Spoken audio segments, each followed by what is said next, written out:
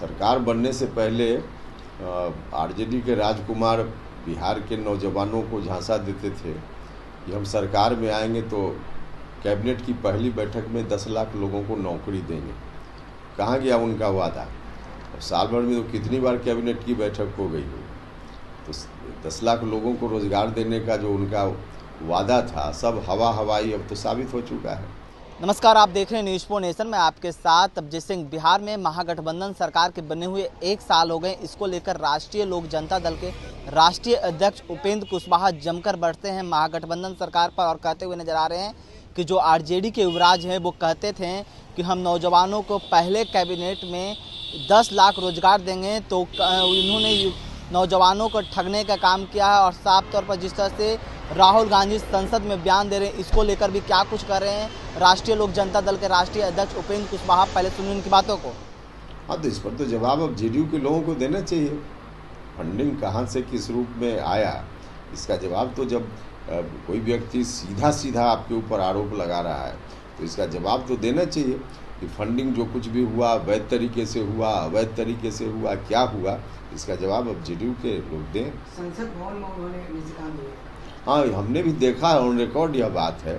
संसद भवन की कार्यवाही में यह बात है। तो अब तो जेडीयू के लोगों को यह बताना पड़ेगा ना कि जो भी फंडिंग की बात चर्चा हो रही है कितना वैध था, कितना अवैध था, इसकी जानकारी तो उनको देनी पड़ेगी।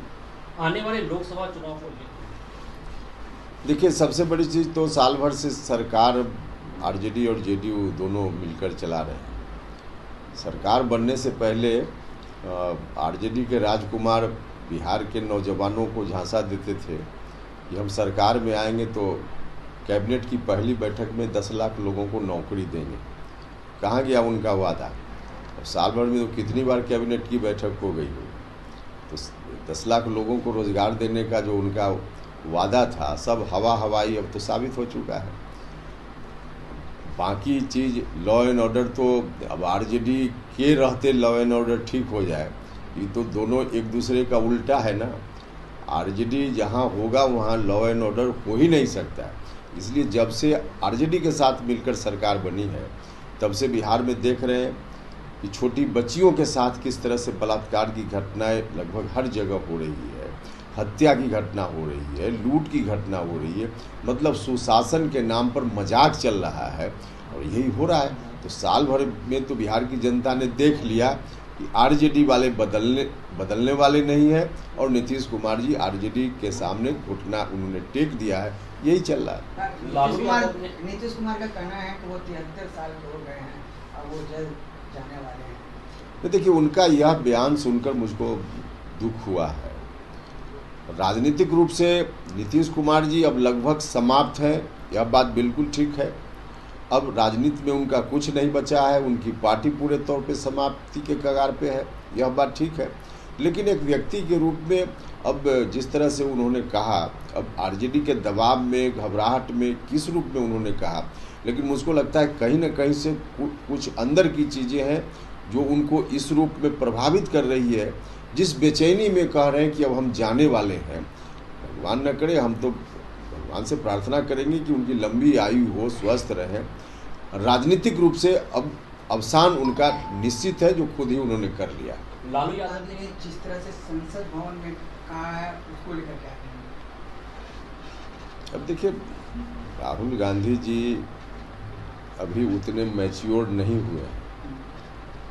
अब उनको उनके सलाहकारों ने जो लिख कर दिया होगा, बताया होगा, उसके हिसाब से बोल रहे होंगे। लेकिन जो कुछ भी बोल रहे हैं, मैंने भी थोड़ी बात उनकी सुनी है, उसमें जनता सारी चीज़ों को देख रही है और अपरिपक्वता के कारण अनाप शनाप, सीधे कहिए कि अनाप शनाप वक्तव्य है।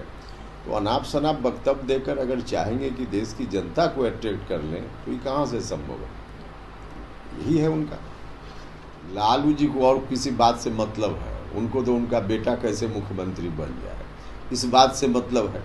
इसलिए लालू जी, अलग बात है कि कुछ बीच में बोलते रहते हैं, लेकिन उनको कोई मतलब नहीं। उनको मतलब है कि उनका बेटा जल्दी से जल्दी कैसे मुख्यमंत्री बने। तो आपने सुना उपेंद्र कुशवाहा किस तरह से राहुल गांधी को कहते हुए नजर आ रहे हैं कि अभी तक वो मैच्योर नहीं हुए हैं, जिस तरह से वो भाषा का प्रयोग कर रहे हैं संसद भवन में। और वहीं बात करें तो महागठबंधन की सरकार को 1 साल बनने पर राष्ट्रीय जनता दल और महागठबंधन सरकार पर जमकर बरस रहे हैं और कहते हुए नजर आ रहे हैं कि जहाँ भी आरजेडी की सरकार होगी, जब भी आरजेडी की सरकार होगी तो इस तरह के क्राइम रेट बढ़ेंगे ही। और जो आरजेडी के युवराज हैं वो युवाओं को ठगने के काम किए हैं। इस तमाम खबरों को बना रहे न्यूज़ पॉइंट के साथ। नमस्कार।